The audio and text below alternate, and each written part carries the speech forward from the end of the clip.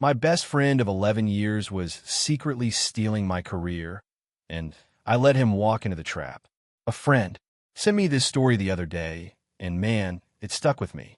It's one of those raw, real-life tales that makes you rethink who you let in close. He called it "My best friend was secretly planning my destruction," and I'm going to tell it to you pretty much the way he laid it out, just how it hit me. You know, the kind where everything changes in a heartbeat. There are moments in life that split everything into before and after. You don't spot them while they're happening. You're too busy trusting, laughing, believing the person across from you cares about you the same way you care about them. Then one day, something tiny slips through, a text you weren't meant to see, a name dropped in the wrong tone, or a silence that hangs just a beat too long. And suddenly the whole thing cracks open. What spills out isn't just some secret. It's years of them piled up. Before I dive in, you gotta get this. Marcus wasn't just my best friend. He was the guy I rang it to in the morning when my dad landed in the hospital. The one standing next to me at my sister's wedding when I felt completely alone. For 11 solid years, he was the person I trusted more than I trusted myself. That's why what he pulled nearly broke me for good. This is how I found out, and this is what I ended up doing about it. I met Marcus back in our second year at university. We were both grinding through business management, both from working-class spots in the same corner of the city, both carrying that same drive you get when you've never had much but you're hungry for more. We got thrown together on a group project in October, some marketing case I can barely remember now, and by the time we turned it in, we were already finishing each other's thoughts. He had this way of making you feel like you were the only person who mattered in the room. It's rare, that kind of thing, and I didn't realize till way later how calculated it was. After graduation, our jobs pulled us in different directions, but we stayed tight. I landed a role in digital marketing at a decent-sized company in town. Marcus started up a small consultancy with a couple partners. Every Thursday evening, we'd meet at this bar called Pines, dim lights, leather stools, jukebox stuck on 70s tracks, and we'd shoot the breeze about everything. Careers, relationships, dreams, the stuff that kept us up at night. I told him things I never shared with anyone else. By the time we hit 32, my career had taken off. I'd stepped into a senior strategy director spot at a bigger firm, and I'd built a name for myself that I was actually proud of. The work was tough, cutthroat even, but I had something a lot of folks didn't. Real recognition. Clients asked for me specifically. Our biggest account, this pharmaceutical outfit called Veristone, had renewed 3 years running, all because of what my team delivered. Marcus was holding his own too. His consultancy had expanded some, but it wasn't growing like mine, and I didn't dwell on it. I was happy for him. I'd brag about the guy to my colleagues. If anyone asked who my ride or die was, his name came out automatic. That was my real slip-up. Not the trusting part. Plenty of us do that. No, it was never bothering to peek underneath the surface. It all started cracking with this woman named Priya. She came on board as a senior accounts manager about 8 months before things blew up. Sharp, super organized, the quiet, ambitious type who keeps records of everything. We clicked on projects. I liked having her around. In 3 months, she was one of the solid ones on the team. Then around 4 months in, she started pulling back. Nothing huge, just less eye contact in meetings, her voice going flat when she talked to me. I figured stress, personal stuff, or the workload catching up. Igolvaharum. One evening in February, she caught me just as I was heading out. She lingered in the doorway, face hard to read, like she was weighing whether to say anything. "Can I ask you something?" she said. "Sure." She stepped in, shut the door, and sat down. Hands folded on the desk, trying to keep steady, eyes right on mine. "Do you know someone named Marcus Osei?" Hearing his name like that, in her voice, in my office, it sent a chill right through me. "He's my best friend," I said. "Why?" She paused. "Then, he called me 3 weeks ago. I need to back up a second about the Veristone account, because it ties everything together. For 2 years, I've been quietly building this new campaign strategy, one called the Anchor Method. It wasn't some throwaway idea. It was a whole new way for pharma brands to build real, lasting trust with people. I tested it inside the company, tweaked it for 18 months, and was gearing up to pitch it as our proprietary framework to the board. If it hit right, it'd launch a whole new division. My division. The kind of raise in title that would have set me up for good. I talked it all through with Marcus, obviously. I shared everything with him, early drafts, the thinking behind it, even sent over documents. Not for professional advice, just because that's what you do with your best friend of 11 years. Priya told me Marcus had reached out cold, introduced himself as some mutual industry contact, and grilled her for 45 minutes on the Veristone account. He wanted the presentation timeline, whether I'd shared any proprietary stuff internally, and, real careful-like, if the company might entertain a competing pitch.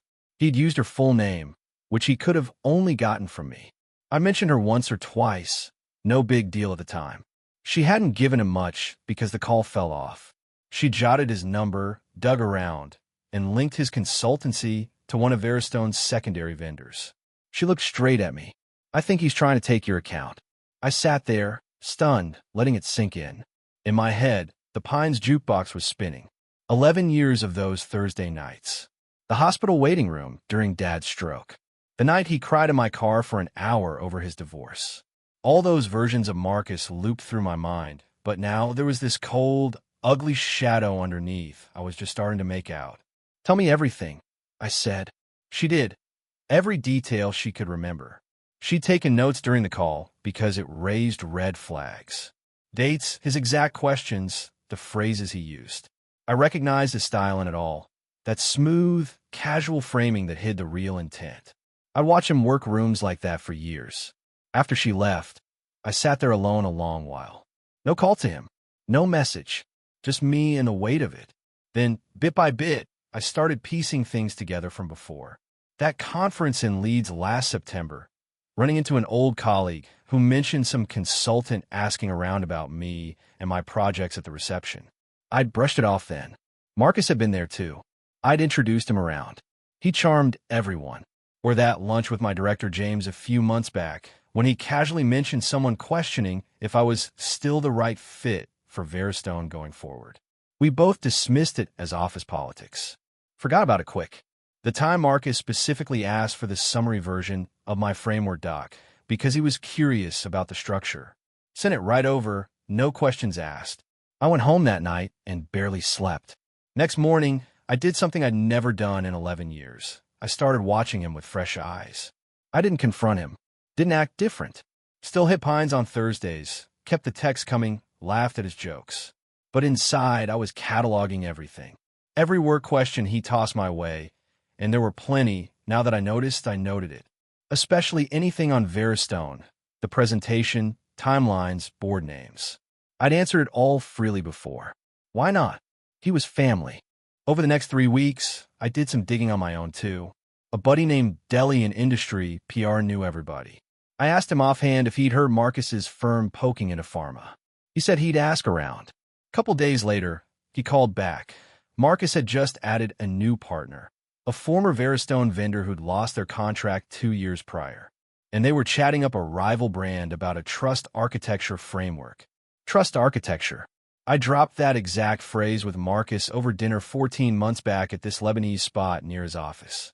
Explained how my approach was about building a structural framework for brand trust over time. He nodded, called it brilliant, looked impressed. He'd been taking mental notes the whole time. Look, there was a stretch of about a week where I fell apart inside. Kept it locked down at work, but at home alone, it wrecked me. It wasn't just the job or the account. It was realizing the guy I loved most had been mining me for years. Every memory, every late-night talk, every vulnerable spot I'd shown him, it all felt tainted, like he'd been calculating the whole time. The grief from that. Most people don't get it unless they've been through it. I even wondered if his divorce stories or those hospital visits were real, or if the whole friendship had been one long con. Still don't have clean answers, but I stopped chasing them. My company had a solid legal and compliance team. Third week in, I went to them quietly with Priya's notes and what Deli pulled together. Laid it out straight, professional. The head of legal, Sandra, this precise woman who never wasted words, listened without interrupting. When I finished, she paused. This is actionable if we can show proprietary materials were shared and reused. I had the emails. Records of forwarding docs to his personal address. Dates. Priya's documentation. The overlapping language in what his firm was floating. She held my gaze. You want to let this play out first? Yeah, I said. I wanted to present it. She got it right away. This next part took a coldness I didn't know I had in me. I went back to playing the friend. Thursdays at Pines, answering his Veristone questions, but slipping in little wrong details on purpose. Not huge lies. A board name tweaked here, a timeline off by a few weeks there. Stuff that'd only trip him up if he tried using it in a real pitch. It made me sick, honestly. Sitting there laughing with him, part of me screaming to slam my hands on the table and say, I know what you're doing. Tell me why. But I held back. I needed him to walk straight into the trap. Needed him to pitch my own ideas back, with my words twisted in, no escape. The Veristone board presentation was set for April 14th. I'd known the date forever. Checked with Priya and Sandra. Everything lined up. Presentations got recorded anyway. We were set. 3 days before, Marcus called.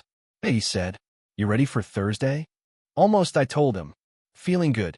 You should feel great, he replied, warm as ever. You've poured 2 years into this. They'd be fools not to love it. Sounded just like my best friend. Thanks, I said. Means a lot. I hung up and sat in the quiet of my apartment for ages.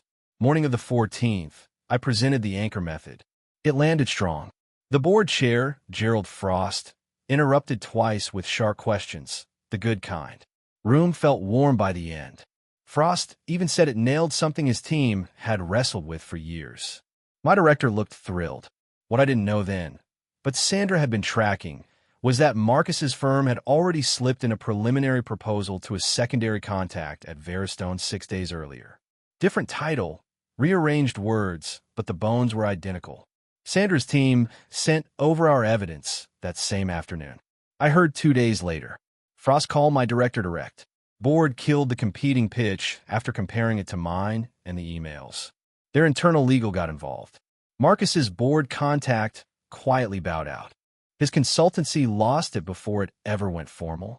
The new partner relationship fizzled. All quiet corporate stuff. Back channels, letters, closed-door calls I wasn't in. But I knew. Sandra filled me in. My director, too. And the next Thursday, I waited at Pines. He showed up 12 minutes late, not like him. Looked a bit smaller, eyes tight, posture off his usual smooth vibe. Ordered his usual, sat down, and just stared for a second. How'd Thursday go? He asked. With the board. Really well, I said. Really well. He nodded, eyes on his glass. Marcus, I said. He looked up. I know. The silence after that felt endless. No fake confusion. No, what do you mean? Just that look and something in his face, something new, or maybe I'd missed it before, quietly crumbled. How long have you known? He asked. Long enough. He gripped his glass with both hands, staring down. I can explain. I don't want explanations. I cut in. I want you to get this. I trusted you with the one thing I built from scratch, all on my own. Trusted you because you were the closest person in my life, and you tried handing it off to someone else. I paused, and I think you've been pulling stuff like this for a while. I was just too close to see it. He stayed quiet a long beat. Then low. I told myself it wasn't that bad. Ideas weren't really proprietary. You talked about them openly, so they were mine, I said. You knew it. More silence. Yeah, he said at last. I knew. I stood up, grabbed my jacket. Looked at him one final time. This guy I'd loved for over a decade, sitting there smaller than ever in our old spot. I hope whatever you thought you'd gain was worth it, I told him. Because it didn't work. And I'm not even mad anymore. I'm just done. I walked out of Pines without looking back. After something like that, people figure you'd feel like a winner, revenge and all. But nah. The Veristone account renewed, the anchor method kicked off that new division, I got the title and pay I'd earned. Those things mattered, sure. I was grateful. But what sticks with me most isn't the win. It's knowing trust isn't built on old history. History can be fake, a long setup. Real trust gets proven every day by people who treat you like a person, not a stepping stone. I've got solid folks around me now. Priya's one. She put herself out there coming to my office like that. Deli, asking questions without pushing. Sandra, straight talk, no drama. People who didn't have to step up but did.